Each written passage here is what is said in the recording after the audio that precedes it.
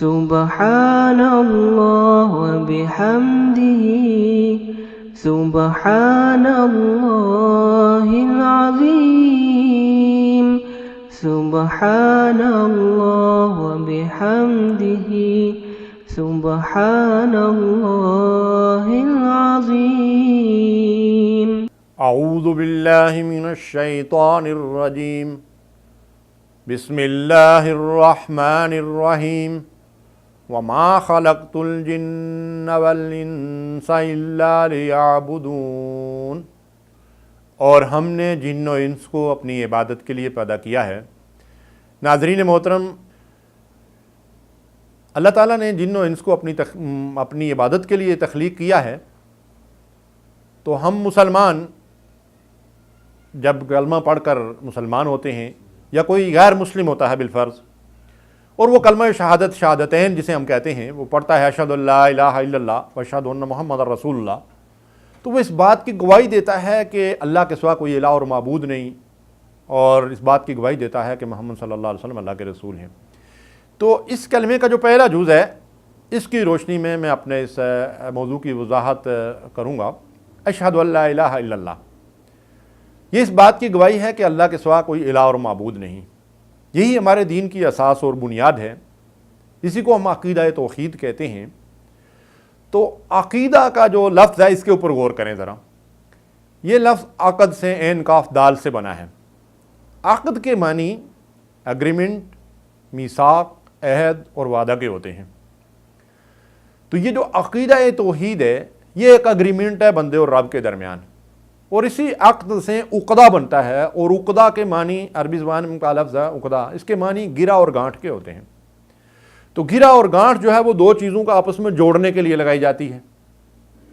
تو یہ جو عقیدہ ہے، یہ دراصل بندے کو رب سے جوڑتا ہے، اور اس کے ذریعے سے ایک بندہ اللہ سے یہ عہد کرتا ہے، یہ اگریمنٹ کرتا ہے کہ وہ ساری زندگی اللہ کی بندگی اور غلامی میں گزارے گا، اور اللہ ہی اس کا رب ہے، آقا ہے، مالک ہے، الہ ہے، معبود ہے۔ اب اس وضاحت کی روشنی میں ذرا ہم اپنی زندگیوں کا اور اپنے عمل کا جائزہ لیں کہ کیا ہم اس عہد کو پورا کر رہے ہیں۔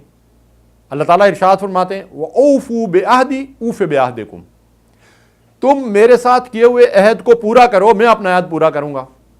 اب بندے کا عہد کیا ہے کہ میں ساری زندگی اللہ کی بندگی کروں گا۔ زندگی آمد برائے بندگی، زندگی بے بندگی شرمندگی، یعنی جو بندہ اللہ کی عبادت اور اس کی اطاعت میں زندگی نہیں گزارتا، قیامت کے دن اس کے ہاتھ شرمندگی کے سوا کچھ نہیں آئے گا، لیکن اس دن رسوائی اور شرمندگی اور ندامت سے تو کچھ حاصل ہونے والا نہیں۔ اب پچھتائے کیا ہو جب چڑیاں چگ گئی کھیت، وقت تو ہاتھ سے نکل چکا ہوگا۔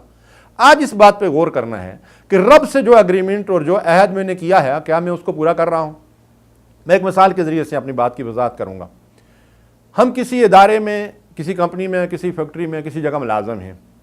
ہم نے ایک اگریمنٹ کیا ہوا ہے، اور ایک عقد ہے، وہ عربی زبان میں تو اس کو عقد ہی کہتے ہیں۔ ایک عقد کیا ہوا ہے، ایک اگریمنٹ کیا ہوا ہے، ایک عہد اور میثاق ہے۔ اس کی روح سے ہم نے روزانہ 8 گھنٹے، 10 گھنٹے یا 12 گھنٹے بالفرض ڈیوٹی کرنی ہے۔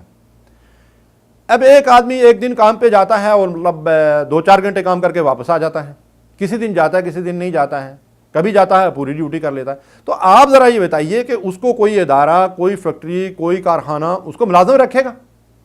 اسے انعامات سے نوازا جائے گا؟ سوال ہی پیدا نہیں ہوتا۔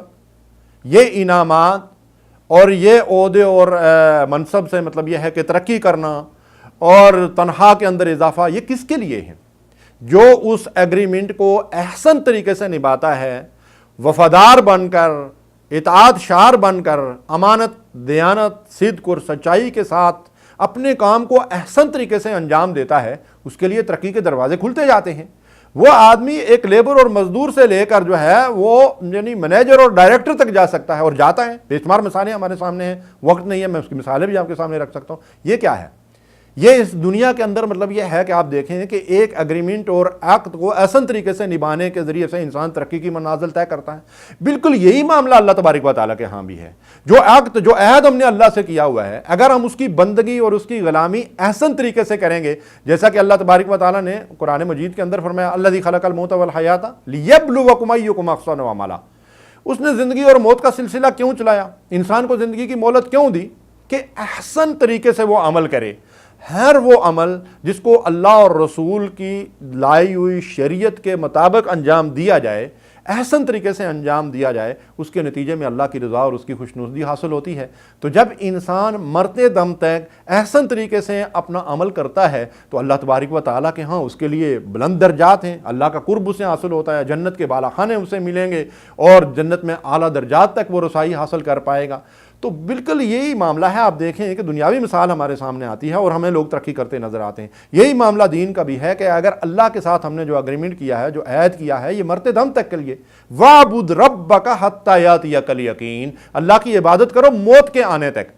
یہ اللہ کے ساتھ جو عہد ہے نہ رمضان کے مہینے کے لیے ہے، نہ جمعہ کے دن کے لیے ہے، نہ کسی رات کے لیے ہے، نہ کسی دن کے لیے ہے، یہ ہے ساری زندگی کے لیے۔ وَلَا تَمُوتُنَّ إِلَّا وَأَنْتُمْ مُسْلِمُونَ۔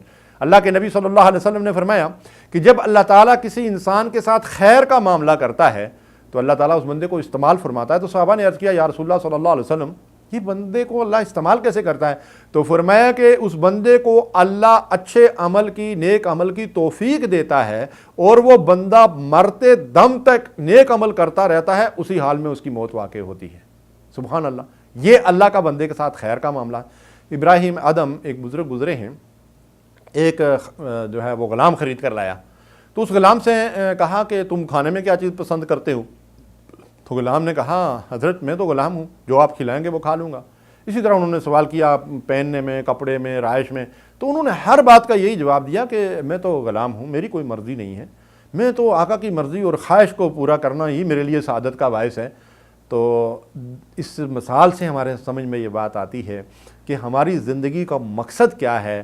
اپنے آقا، اپنے مالک، اپنے محسن، اپنے منعم رب ذوالجلال، جس کے بے حد و حساب، وَإِن تَعُدُّوا نِعْمَتَ اللَّهِ لَا تُحْصُوهَا، اللہ کی نعمتوں کو ہم گن نہیں سکتے، اس رب کے بے حد و حساب احسانات ہیں، ان احسانات کا بدلہ چکانا ہماری بس کی بات نہیں ہے۔ بس ہم اس کی مرضی کے متلاشی رہیں کہ کس کام میں وہ راضی ہوتا ہے اس کی طرف آگے بڑھ کر جو ہے وہ دوڑیں، لیکن یہ اس کی مرضی کی تلاش صرف رمضان کے مہینے میں، صرف جمعے کے لیے۔ کتنے مسلمان مرد اور عورتیں ایسے ہیں کہ رمضان کے مہینے میں بڑی خشوع اور خضوع کے ساتھ عبادت کریں گے، عمرے کرنے کے لیے جائیں گے، راتوں کو قیام کریں گے، قرآن کی تلاوت کریں گے، لیکن رمضان کے بعد اپنے رب کو بھول جاتے ہیں۔ ان لوگوں کو علماء کرام نے برے انسان قرار دیا ہے کہ وہ اپنے رب کو اس طریقے سے رمضان کے بعد بھول جاتے ہیں۔ اللہ تبارک و تعالیٰ اپنے انعامات سے کن لوگوں کو نوازتا ہے؟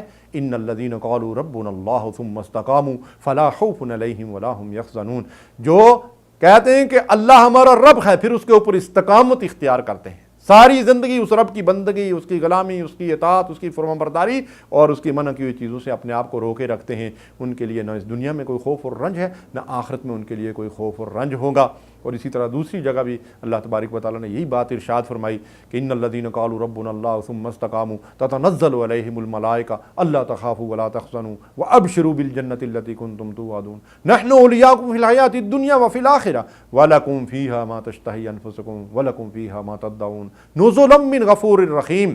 اس طویل آیت مبارکہ میں اللہ تبارک و تعالیٰ فرماتے ہیں کہ جو لوگ اللہ کو اپنا رب کہنے کے بعد مرتے دم تک استقامت کے ساتھ اللہ کی اطاعت پر قائم رہتے ہیں، فرشتے ان کے لیے بشارتیں لے کر آتے ہیں، ان کو جنت کی خوشخبریاں دی جاتی ہیں، اور اللہ تبارک و تعالیٰ جنت میں ان کی مہمان نوازی کرے گا، اور ان کا میزبان کون ہوگا؟ اللہ غفور الرحیم ان کا میزبان ہوگا، اور وہ رب ان کو وہ کچھ دے گا کہ جو کا خواب بھی انہوں نے کبھی نہیں دیکھا، نہ کسی آنکھ نے ان نعمتوں کو دیکھا، نہ کسی کان نے ان کا تذکرہ سنا، نہ کسی دل نے ان کو محسوس کیا۔ اللہ رب العالمین سے دعا ہے کہ وہ رب ہمیں بھی ساری زندگی اپنی اطاعت پر قائم رکھے، مرتے دم تک اطاعت پر قائم رکھے، اور ہمارا خاتمہ ایمان پر فرمائے تاکہ ہمیں اللہ کی رضا حاصل ہو۔ وصلی اللہ علیہ نبینا محمد۔ اللہم صلی علی سیدنا محمد وعلی آلہ وصحبہ وسلم۔ اللہم صلی علی سیدنا محمد وعلی آلہ وصحبہ وسلم۔ وسلم